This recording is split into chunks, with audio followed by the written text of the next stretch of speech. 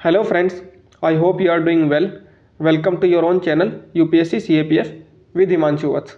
जैसा कि आप सभी जानते हैं कि रिसेंटली ही यूपीएससी के द्वारा बहुत ही रिकॉर्ड टाइम के अंदर CAPF 2022 का रिटर्न रिजल्ट जो है वो डिक्लेयर कर दिया गया है। इसमें आप काफ़ी सारे लोग ऐसे होंगे जिनका सिलेक्शन हुआ होगा, ठीक है, जिनका मल्टीपल टाइम सिलेक्शन हुआ होगा 2020 में, 21 में, फिर 22 में भी लगातार। एंड कुछ लोग ऐसे भी होंगे जिनका 2022 में उनको उम्मीद तो थी, उनका स्कोर भी अच्छा था, लेकिन फिर भी उनका सिलेक्शन जो है नहीं हो पाया। तो आपने रिजल्ट जो है उसको देखा ही होगा। टोटल 1474 कैंडिडेट्स हैं जिनका रिटर्न एग्ज़ाम जो है वो क्लियर हुआ है। एंड अब मैं एक चीज़ फेस कर रहा हूँ, एक क्वेरी फेस कर रहा हूँ काफ़ी सारे लोगों से। कमेंट बॉक्स में भी काफ़ी सारे लोग मैसेज कर रहे हैं एंड टेलीग्राम पे भी काफ़ी सारे लोग जो है वो मैसेज कर रहे हैं, पूछ रहे हैं कि सर हमारा 130 प्लस स्कोर था, हमारा 140 प्लस स्कोर था, हमने पेपर 2 भी कंप्लीट किया था, लेकिन फिर भी हमारा जो है रिटर्न रिजल्ट नहीं आया, हमारा रिटर्न में नाम नहीं आया। तो क्या कारण हो सकते हैं उस चीज़ के, ठीक है। इस वीडियो के थ्रू हम वो कारण ही जानने की कोशिश करेंगे कि क्या कारण थे जिसकी वजह से आपका नहीं हो पाया, क्या गलतियां थी जो आपने की और वो आपको दोबारा नहीं दोहरानी है, and then future course of action आपका क्या हो सकता है। उसमें हम देखेंगे कि अगर आपके पास फ्यूचर अटेम्प्ट्स अवेलेबल है तो आप क्या कर सकते हो, और अगर आपके पास फ्यूचर अटेम्प्ट्स अवेलेबल नहीं है तो आप क्या कर सकते हो, आपका फ्यूचर कोर्स ऑफ एक्शन तब क्या होना चाहिए, ठीक है। तो इस वीडियो के अंदर हम यही चीज़ डिस्कस करने की कोशिश करते हैं। तो चलो शुरू करते हैं। सबसे पहले हम ये जानते हैं कि हमारे रीजंस क्या हो सकते हैं जिसकी वजह से हमारा रिटर्न जो है वो क्लियर नहीं हो पाया, ठीक है। तो जैसा कि आप देख रहे हैं, आपका स्कोर जो था वो 130 प्लस था, 140 प्लस था, लेकिन फिर भी आप जो है वो क्वालिफाइड नहीं हो पाए CAPF 2022 के रिटर्न में। थोड़ा सा मैं आपको ये बोलना चाहूँगा कि राइटिंग के ऊपर थोड़ा सा कम ध्यान देना, बिकॉज मेरी राइटिंग ऑलरेडी है थोड़ी सी गंदी। एंड बाकी थोड़ा जो रिसोर्सेज मेरे पास हैं उस हिसाब से जैसा भी मैं मैनेज कर पा रहा हूँ, ठीक है। तो शुरू करते हैं। रिटर्न के बारे में फोकस रखना बेसिकली वॉइस के ऊपर। तो रीजंस के बारे में बात करें तो क्या रीजंस है जिसकी वजह से आपका जो रिटर्न है वो क्लियर नहीं हो पाया। तो रीजंस के बारे में बात करें तो क्या रीजंस हो सकते हैं जिसकी वजह से आपका रिटर्न नहीं हो पाया। तो मेरे हिसाब से कुछ 4-5 रीजंस हैं जिसकी वजह से आप जो है वो पीछे रह गए हो दूसरे कैंडिडेट के कंपैरिजन में। सबसे पहला क्या है, कट ऑफ। कट ऑफ जो है वो क्या है, हाई, ठीक है। कट ऑफ हाई है, इसका मतलब क्या है, कट ऑफ हाई है। देखो मैंने अपने जो एक एक्सपेक्टेड कट ऑफ वाली वीडियो बनाई थी उसमें मैंने साफ साफ बोला था कि कट ऑफ 118 ±3 होगी, यानी कि मेरे हिसाब से कट ऑफ जो थी वो 120 के अराउंड जा सकती है। कोई टेंशन वाली बात नहीं है इसमें। अब काफ़ी सारे जो लोग थे मुझे कमेंट में बोल रहे थे कि आपको किसने बताया, तेरे को किसने बताया, यूपीएससी ने तेरे को घर आके बताया कि 110 120 जाएगी, सब 110 बोल रहे हैं, पेपर ईजी था, नहीं तो पेपर ईजी नहीं था, तेरे को ईजी लग रहा होगा, ठीक है। तो अब देख लो, अब मैं तो उनको सबको शायद अपना जवाब मिल गया होगा, क्योंकि आपको दिख ही रहा होगा कट ऑफ जो है वो हाई है, तभी बेसिकली इतना हुआ है। अब लोग बोलते हैं कि सर जो 2020 में तो वैकेंसी कम थी और तब 117 कट ऑफ गई थी, अब तो वैकेंसी ज़्यादा हो गई है तो कट ऑफ जो है वो कम जानी चाहिए थी। लेकिन मैं अभी भी बोलता हूँ कि वैकेंसी पे कट ऑफ डिपेंड करती है, लेकिन उसके साथ साथ एग्ज़ाम के लेवल पे भी डिपेंड करती है। और 2020 से 22 में बहुत चेंज आया। आज भी मैं बोल रहा हूँ कि 2020 का एग्ज़ाम इस 2022 के एग्ज़ाम से काफ़ी डिफिकल्ट था, ठीक है। ये मेरा पर्सनल ओपिनियन भी है, बट आप मानो या ना मानो, लेकिन पेपर था 2020 वाला डिफिकल्ट, 22 वाला उसके कंपैरिजन में इजी था। इस वजह से कट ऑफ थोड़ी सी ज़्यादा हो सकती है। और वैकेंसी कोई बहुत ज़्यादा नहीं है, कुछ 20-22 वैकेंसी ज़्यादा है, उसका इतना फ़र्क नहीं पड़ना, एक या 1-1.5 नंबर का फ़र्क पड़ेगा, उससे ज़्यादा क्या फ़र्क पड़ेगा, ठीक है।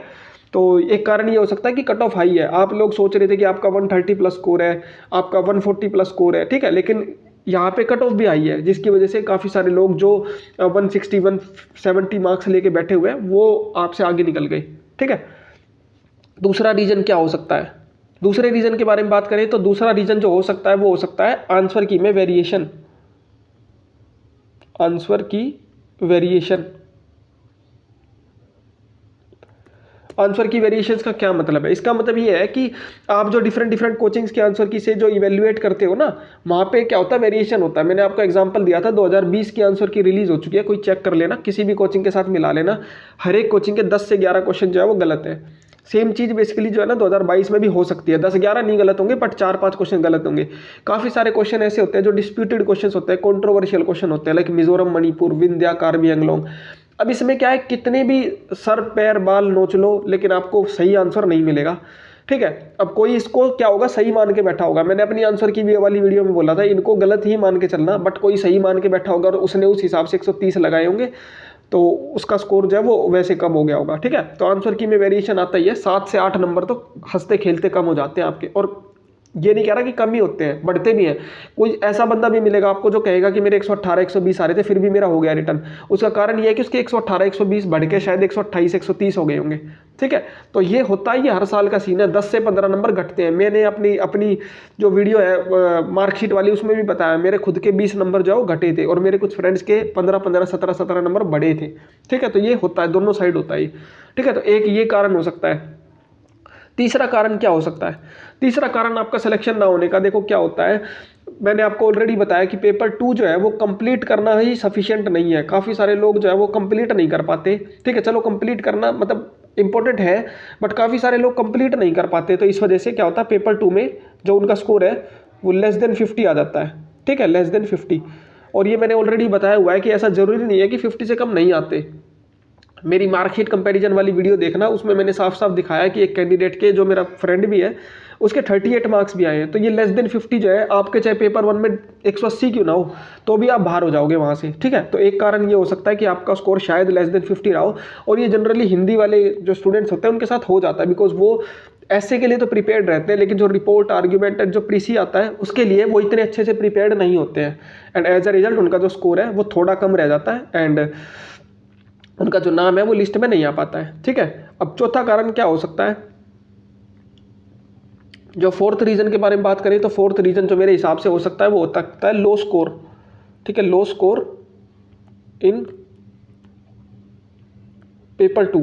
इसमें क्या है कि आपका जो पेपर 2 का स्कोर है वो थोड़ा सा लो रह गया। थोड़ा सा लो इन द सेंस कि आपने पेपर तो चलो कंप्लीट किया, मैं बोलता हूं कि पेपर कंप्लीट करना काफ़ी ज़रूरी है, लेकिन पेपर कंप्लीट करना इज नेसेसरी है बट नॉट सफिशिएंट। ठीक है, इस बात को समझो, नेसेसरी बट नॉट सफिशिएंट। ठीक है, पेपर कंप्लीट करना ही सफिशिएंट नहीं है आपको। मेरे कुछ फ्रेंड्स हैं जो 2020 में कंप्लीट करने के बाद भी 64 72 ऐसे नंबर भी आए हैं पेपर 2 में। तो अगर आपका उतना स्कोर रहा, लाइक किसी के 140 है एंड किसी के, लाइक मान लो किसी के 130 है और 72 आ गया उसका स्कोर, तो 130 और 72 कितना, 202 बनाना, तो ये फाइनल टोटल जब वो कम रह जाएगा। तो पेपर 2 में लो स्कोर होने का यही कारण है। और ये एक्चुअल में ना सबकी गलती है। ये पेपर 2 में जो स्कोर है वो सबकी आपकी खुद की गलती है, आपकी गलती है। ये क्यों गलती है? क्योंकि बिकॉज मैंने जो है ऑलरेडी पेपर 2 के ऊपर भी एक लॉन्ग वीडियो बना रखी है, लेकिन उसको सिर्फ 8000 लोगों ने देखा है। और वहीं जो है मैंने पेपर 1 की वीडियो बना रखी है आउट स्कोर 170 प्लस, उसको 24000 लोगों ने देखा है। तो यहीं से देख सकते हो कि लोग जो है पेपर 2 को सीरियस नहीं लेते हैं।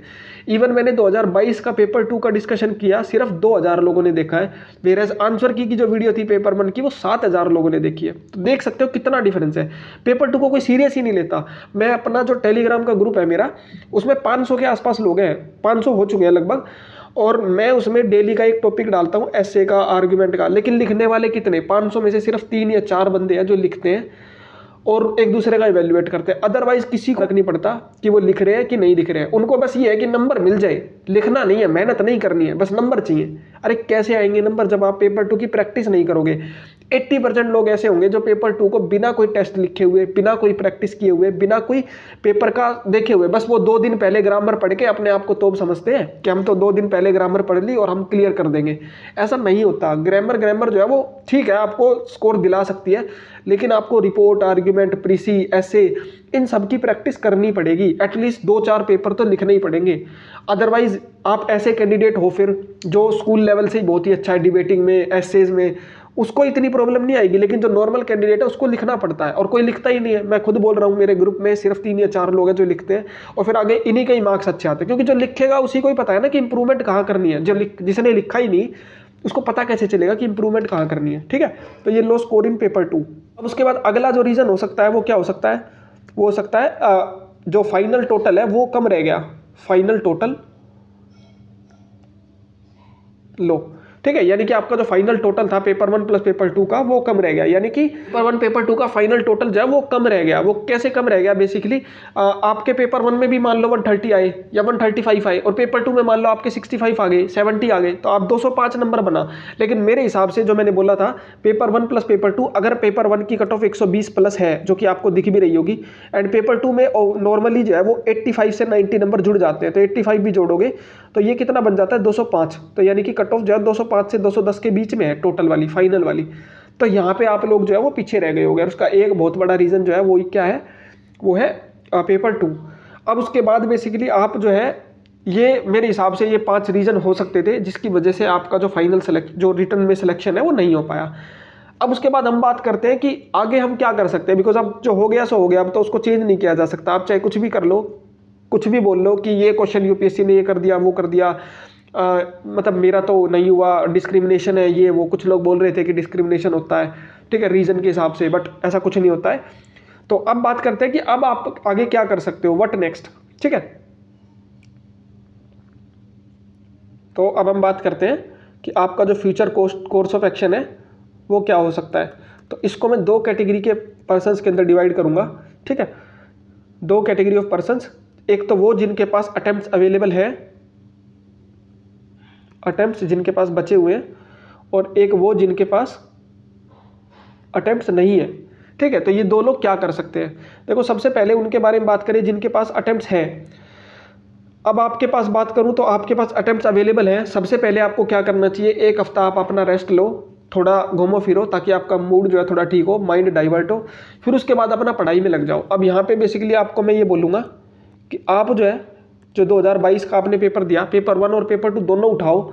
वहाँ पे फिर आप अपना एनालिसिस करो कि आपका कितने क्वेश्चंस गलत हैं, क्यों गलत हैं, कौन से क्वेश्चंस ऐसे थे जो एनसीईआरटी के थे, स्टैंडर्ड बुक्स के थे, फिर भी गलत हो गए, जो गलत नहीं होने चाहिए थे, ठीक है।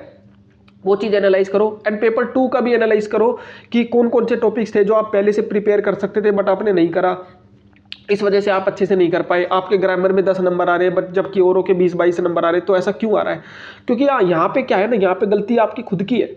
लोग 170 प्लस ला रहे हैं, लोग 180 प्लस ला रहे हैं, इधर लोगों के नंबर 120 प्लस भी जा रहे हैं। तो ये कारण क्या है, वो क्यों ला रहे हैं और आप लोग क्यों नहीं ला पा रहे हो, इसी चीज़ को एनालाइज करना है। और ये एनालिसिस अगर आपने कर लिया कि आपकी गलती कहाँ है, तो मैं बता रहा हूँ काम आसान हो जाएगा। प्रॉब्लम पहले पता लगाना जरूरी होती है। लोग जो है सोल्यूशन के पीछे भागते हैं, पहले प्रॉब्लम पता लगाओ। अगर एक बार प्रॉब्लम पता चल गई, सोल्यूशन ऑटोमेटिकली निकल जाएगा, ठीक है। तो अपना एनालिसिस करो कि पेपर 1 में कहाँ कमी रही, पेपर 2 में कहाँ कमी रही, क्यों लोगों के 170 आ रहे हैं और मैं क्यों 120 पे अटका हुआ हूँ, 130 पे अटका हुआ हूँ, ठीक है। क्योंकि कुछ लोग हैं, जैसे मुझे ही देख लो, मैं पिछले 2 साल से कंसिस्टेंटली 160 प्लस तो ला ही रहा हूँ। मेरे कुछ फ्रेंड्स भी जो 170 प्लस भी ला रहे हैं कंसिस्टेंटली 2-3 साल से। तो ऐसा क्यों हो रहा है, आप लोग कहाँ पीछे रह रहे हो, वो चीज़ पता लगाओ एंड अपना जो है तैयारी शुरू करो। बाकी डिटेल्ड स्ट्रेटेजी जितना भी टाइम बचा हुआ है 8-10 महीने, उसके लिए कंप्लीट वीडियो में लेकर के आने की कोशिश करूंगा, जिसमें मैं कंप्लीट स्ट्रेटेजी आपको बताऊंगा क्या स्ट्रेटेजी आप फॉलो कर सकते हो अगले 8-10 महीने के अंदर, ताकि आपका 2023 में अटेम्प्ट जो है वो वेस्ट ना जाए और आप जो है बहुत ही फ्लाइंग कलर्स के साथ उस एग्जाम को क्लियर कर सको, ठीक है। अब बिकॉज यहाँ पे देखो कि आपको मेहनत तो करनी पड़ेगी, पहले एनालिसिस करो, फिर उसके बाद जो है उसने आपने सुना होगा स्वोट एनालिसिस, तो ये स्वोट एनालिसिस ही करने की जरूरत है। स्वोट एनालिसिस, इसमें क्या है, आप अपनी स्ट्रेंथ्स को पता लगाओ कहाँ कहाँ पे है, वीकनेसेस पता लगाओ, आपकी अपॉर्चुनिटीज़ कौन कौन सी है ना, आपके थ्रेट्स कौन कौन से, लाइक कौन कौन से टॉपिक्स आपको डुबा देते हैं, कौन कौन सी जो अपॉर्चुनिटीज़ हैं जो आपको बढ़िया नंबर दिला देती हैं, आपकी स्ट्रेंथ्स है पेपर 1 या पेपर 2, आपकी वीकनेसेस है पेपर 1 या पेपर 2, कौन सा सब्जेक्ट है, आर्ट एंड कल्चर है, ये सब अपनी गलतियाँ पता लगाओ और फिर अपनी तैयारी जाओ आगे कंटिन्यू करो, ठीक है। और जो डिटेल्ड वीडियो के बारे में मैंने बता दिया, जल्दी उस वीडियो को लेकर के आने की कोशिश करेंगे। और जिनके पास अटेम्प्ट्स अवेलेबल नहीं है वो क्या कर सकते हैं, तो अब जिनके पास अटेम्प्ट्स अवेलेबल नहीं है उनके बारे में बात करें तो वो लोग क्या कर सकते हैं। तो देखो, आपके अटेम्प्ट्स तो ख़त्म हो चुके हैं, लेकिन आपके लिए अभी एक ऐसी चीज़ बताने की कोशिश करूंगा जो आपको बहुत ही ज़्यादा बेनिफिट दे सकती है। अभी रिसेंटली CGL 2022 इसका नोटिफिकेशन रिलीज़ हुआ है, जिसमें 20,000 से भी ज़्यादा वैकेंसी है, 20,000 से भी ज़्यादा वैकेंसीज अवेलेबल है। तो आप इसको कंसिडर कर सकते हो, बहुत ही अच्छा एग्जाम है। अब ये मैं क्यों सजेस्ट कर रहा हूँ, देखो एग्जाम और भी बहुत सारे, RBI ग्रेड भी है, CGL है, इसके अलावा आप स्टेट PCS दे सकते हो, सिविल सर्विसेज दे सकते हो। लेकिन क्या है कि ये CGL जो है अभी जस्ट ही आया और 3 महीने के अंदर ये एग्जाम होने वाला है, ठीक है। तो आपको ये इसलिए रिकमेंड कर रहा हूँ क्योंकि इसके पैटर्न में चेंज आया है। पहले कुछ लोग थे जिनका 2-3 साल से तैयारी कर रहे हैं CGL की, उनका मैथ्स इतना स्ट्रॉन्ग हो रखा होता था कि उनके 200 में से 220-230 नॉर्मलाइज होकर के आ जाते थे, और जो नए कैंडिडेट्स हैं वो पीछे रह जाते थे। लेकिन अब ऐसा नहीं होगा, मैथ्स की वेटेज को थोड़ा कम कर दिया गया है, इसलिए जिसने CAPF वगैरह की तैयारी करी है उसका GK पोर्शन स्ट्रॉन्ग होगा, मैथ्स ठीक होगा, रीजनिंग ठीक होगा, इंग्लिश ठीक होगी, तो वो उनके साथ अच्छे लेवल पे compete कर सकता है। ये बहुत ही अच्छी अपॉर्चुनिटी है, इसको आप यूटिलाइज कर सकते हो।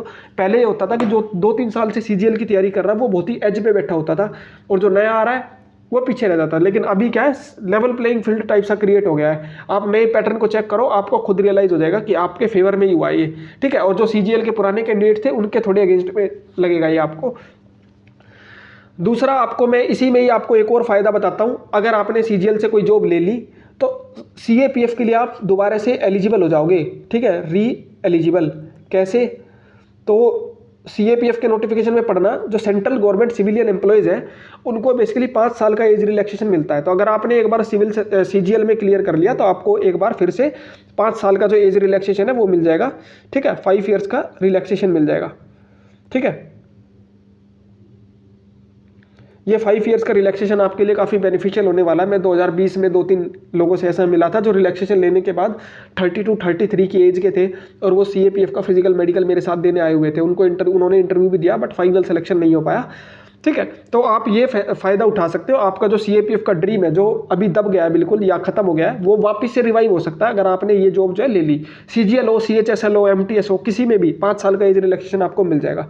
तो ये आप जो है स्टेप्स फॉलो कर सकते हो, ठीक है। तो ये था मेरी तरफ से कि आप जो है बेसिकली आगे क्या कर सकते हो, बिकॉज अब जो है वो हो गया जो हो गया, उसमें कोई चेंज नहीं कर सकता, ठीक है। तो ये दोनों कैटेगरी ऑफ पर्सन्स के लिए मेरे हिसाब से ये सजेशन होगा कि आप जो है अपनी गलतियां पता लगाएं एंड अगर आपके अटेम्प्ट खत्म हो गए तो आप कहीं और पे अपनी एनर्जी डाइवर्ट करना शुरू करें। अब इस पे रोने का या परेशान होने का कोई जो है अंत नहीं है, ठीक है। तो जल्द ही मैं नेक्स्ट वीडियोस लेकर के आने की कोशिश करूंगा। वो नेक्स्ट वीडियोस जो होंगी वो किससे रिलेटेड होंगी, तो 8 मंथ स्ट्रेटजी या 8 मंथ या 10 मंथ जो भी स्ट्रेटजी है, स्ट्रेटजी फॉर सीएपीएफ 2023, सीएपीएफ 2023, ठीक है। ये मैं जल्दी लाने की कोशिश करूंगा। बाकी आप लोग जो है मैं आपको यही सजेशन दूंगा कि जो आप लोग हैं वो पढ़ाई तो करते हैं लेकिन जो प्रैक्टिस है, राइटिंग है, उसके ऊपर ध्यान नहीं देते हैं। तो वो चीज़ आपको करनी पड़ेगी। अगर वो नहीं करोगे तो फिर आप वैसे ही जो है एवरेज मार्क्स के अंदर रहोगे और आगे नहीं निकल पाओगे, ठीक है। तो ये था मेरी तरफ से सारा का सारा सजेशन। अगर आपका कोई डाउट है, अगर आपको अभी भी लगता है कि कुछ मिस हो गया है तो आप मुझे इंस्टाग्राम पे मैसेज करके पूछ सकते हैं, आप मुझे टेलीग्राम पे मैसेज करके पूछ सकते हैं। आप मेरा टेलीग्राम का ग्रुप ज्वाइन करिए, वहाँ पे काफ़ी 500 के आसपास लोग हैं और जो मैं डेली टॉपिक्स डालता हूँ उनको लिखते भी हैं। आप भी लिख सकते हो, एक दूसरे का इवेल्युएट कर सकते हो, जिससे आपकी प्रैक्टिस अच्छी हो जाएगी। तो मुझे इंस्टाग्राम पर फॉलो करो, वीडियो को लाइक करो, कमेंट करो, शेयर करो एंड चैनल को सब्सक्राइब करो। So thanks for watching it, thank you so much. मिलते हैं नेक्स्ट वीडियो के अंदर। Thank you.